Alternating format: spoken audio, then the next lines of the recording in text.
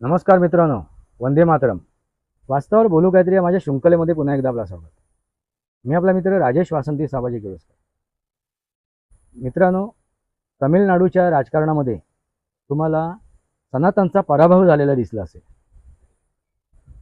असं तुमच्या मनात एक शंका निर्माण झाली असेल की तमिळनाडूच्या राजकारणामध्ये सनातनचा पराभव कसा झाला, कारण काय आहे, हे आज आपल्याला समजून घ्यायचं आहे.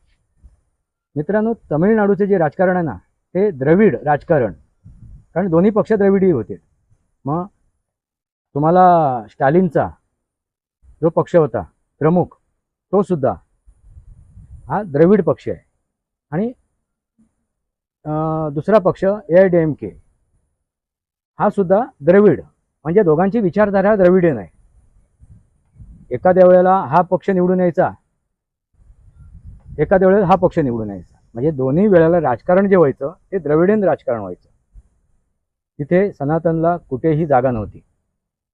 आणि MK स्टॅलिनचा जे पुत्र आहेत उदयनिधी स्टालिन, आता उदयनिधीने जे काय वक्तव्य केलं होतं, सनातनला डेंग्यू मलेरिया म्हटलं होतं, तुमच्या लक्षात असेलच.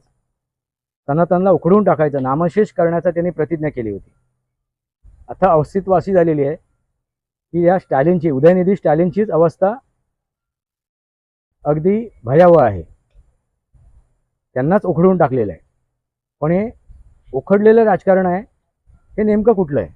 सनातनचं आहे, द्रविडींचं आहे, की कोणतं आहे? हेच आज आपल्याला समजून घ्यायचं आहे. आपण म्हणतो राजकारण राजकारण राजकारण. मित्रांनो, राजकारण हा जो विषय आहे हा अगदी जन्मापासून प्रत्येक व्यक्ती, प्रत्येक प्राणी मात्र करत असतो. त्यामुळे राजकारणाशी संबंधित असा कुठलाही प्राणी मात्र नाही आहे की त्याचा संबंध राजकारणाशी येत नाही. फक्त त्या राजकारणामध्ये तुम्ही रणनीती वापरताय की षडयंत्र वापरताय, हे समजून घेणं आवश्यक आहे. मग षडयंत्राला एक मर्यादा असते, एक काळ असतो. त्या षडयंत्राला एक वय असते. त्याच्यानंतर तो षडयंत्राचा वय संपलेला असते, त्याचं अस्तित्व संपलेलं असते. कारण रणनीती ही चिरकाल आहे आणि तीच आपल्याला पाहायला मिळते. आता इथे रणनीती वापरली गेलेली आहे कुठे? तामिळनाडूमध्ये. आता ही रणनीती काय आहे? तुम्ही विचार कराल की अण्णामलाई यासारखा फायर ब्रँड नेता तिथे असताना त्याला अध्यक्ष आता पदावरून काढून टाकून बाजूला सारून नक्की भारतीय जनता पार्टीने काय साध्य केलं, काय मिळवलं, काय प्राप्त केलं? मित्रांनो, हे इथेच एक काय आहे, एक रणनीती आहे. आणि ती रणनीती तुम्हाला समजून घ्यायची. ज्यावेळी तामिळनाडूचं राजकारण झालं, तिथला निवडणुका पार पडल्या, त्याच दरम्यान पश्चिम बंगालची निवडणूक पार पडली. आणि त्या पश्चिम बंगालमध्ये आमूलाग्र बदल झाला. भारतीय जनता पार्टीचा भूतोना भविष्यतो विजय झाला.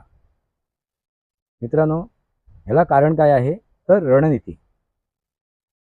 आता पश्चिम बंगालमध्ये जी परिस्थिती होती, ती परिस्थिती जर हाताळायची असेल, हाताळायला हवी होती, तेव्हा हाताळायची जो हे होतं, काळ होता, तो सुद्धा एकदम विचित्र होता, भयावह होता. त्यामुळे 10 ठिकाणी लक्ष देऊन भारतीय जनता पार्टीला ते परवडलं नसतं. म्हणून त्यांनी फक्त पश्चिम बंगालमध्ये आपलं लक्ष केंद्रित केलं आणि तो विजय मिळवला. त्या विजयातून त्यांनी एक भारताला संदेशसुद्धा दिला, पूर्ण अवघ्या देशाला संदेश दिला.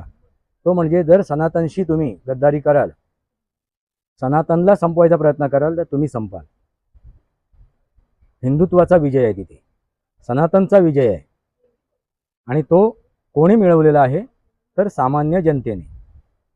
आता ती सामान्य जनता आहे का? नाही. मतदार राजा हा सर्वसामान्य नाही आहे, तो असामान्य आहे. कारण लोकांनी लोकांसाठी केलेलं राज्य म्हणजे लोकतंत्र, लोकशाही. म्हणजे मतदार राजा हा या देशाचा राजा आहे, या लोकतंत्राचा राजा आहे. त्याला ताकद आपली समजायला हवी, ओळखायला हवी, आपली कर्तव्य ही त्याला ओळखायला हवी. आणि ती ज्यावेळी त्यांना समजली, कळली, आपली कर्तव्य, आपले उद्दिष्ट, उद्देश आणि आपला अधिकार ज्यावेळी त्यांना कळला, आणि त्यांनी पश्चिम बंगालमध्ये एक परिवर्तन घडून आणलं, आमूलाग्र बदल घडून आणला. आता हे एक उदाहरण आहे पश्चिम बंगालची निवडणूक. आता हे उदाहरण तुम्हाला समस्त भारतात पाहायला मिळेल. येणाऱ्या काळात त्यावेळेला परत एकदा या तामिळनाडूमध्ये तुम्हाला निवडणुका दिसतील. त्या निवडणुकीला सामोरे जाताना तामिळनाडूची जनता, तिकडचे सनातनी, तिकडचे हिंदू उदाहरण काय घेतील तर पश्चिम बंगालचा. पश्चिम बंगालमध्ये काय परिवर्तन घडवून आणू शकला तो सनातनी, आणि त्यानंतर जो रिझल्ट लागेल, निकाल लागेल, तो निकाल भूतो ना भविष्यतो असेल. लक्षात आला का मित्रांनो? कारण तामिळनाडूमध्ये आजपर्यंत जे राजकारण झालं ते द्रविडियन राजकारण झालं.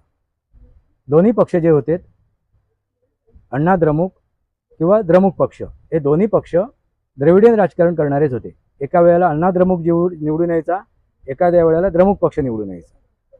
आज मी उद्या तू, बस याच्या पलीकडे ते राजकारण पुढे सरकत नव्हतं. आताच पहिल्यांदाच त्या द्रविडन राजकारणातून तो तामिळनाडू बाहेर पडलेला आहे आणि तो विजय जोसेफ निवडून आलेला आहे. पण त्याचं राजकारण एक मर्यादेत पुरतं होणार, कारण शेवटी शासन आणि प्रशासन चालवणं ही खायची गोष्ट नाही आहे. आणि ज्या वेळेला केंद्रामध्ये चाणक्य बसलेले आहेत त्यावेळी तर मुळीच नाही. त्यामुळे येणाऱ्या काळात विजयचं राजकारण तुम्हाला पाहायला मिळेल.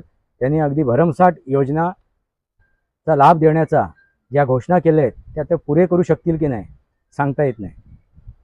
कारण जशी अवस्था त्या अरविंद केजरीवाल यांची झाली दिल्लीमध्ये, फक्त तोंडाचे वाभाडे सोडवले त्यांनी, तोच प्रकार या विजय जोसेफच्या मार्फत तुम्हाला पाहायला मिळेल. मग जसंच दिल्लीमधलं राजकारण उखडून टाकलं आहे तसंच तुम्हाला हे तमिळनाडूचं राजकारणसुद्धा उखडून टाकलेलं दिसेल. म्हणजे शेवटी कोणाचा विजय होणार आहे तर सनातनचा. का त्या उदयनिधी स्टालिनने ज्या काय प्रकारे सनातनला टार्गेट केलं होतं, सनातनला डेंग्यू मलेरिया म्हटलं होतं, सनातनला नेस्तानाबूत नामोनिशान मिटवण्याची घोषणा केली होती, ती पाहिल्यानंतर, ती ऐकल्यानंतर, ती समजल्यानंतर, ती उमजल्यानंतर जी काय भावना मनात निर्माण झाली असेल त्या सनातनच्या, जो राग, तो राग हा व्यक्त झालेला आहे आताच्या निवडणुकीमध्ये. फक्त भारतीय जनता पार्टी ही वेगळी न लढल्यामुळे त्यांनी कोणाला मतदान केलं तर विजय जोसेफला, बस एवढाच फरक झालेला आहे. पुढच्या निवडणुकीमध्ये जर भारतीय जनता पार्टी वेगळी लढली, एकला चलो रे हा जर त्यांनी एक ध्येय धवलं तर तुम्हाला पश्चिम बंगालची पुनरुत्ती झालेली दिसेल. हेच ते वास्तव आहे आणि हेच ते राजकारण आहे, हीच ती रणनीती आहे. वास्तवावर बोलू काहीतरी, वास्तवावर बोलू काहीतरी. माझ्या शृंखलेला सबस्क्राईब करा, बेल आयकॉन दाबा, माझे विचार परिचय लाईक करा, आपले विचार कमेंट बॉक्समध्ये. तुर्तास इतकंच. भारत माता की जय, वंदे मातरम. जय भारत, जय महाराष्ट्र, जय सनातन.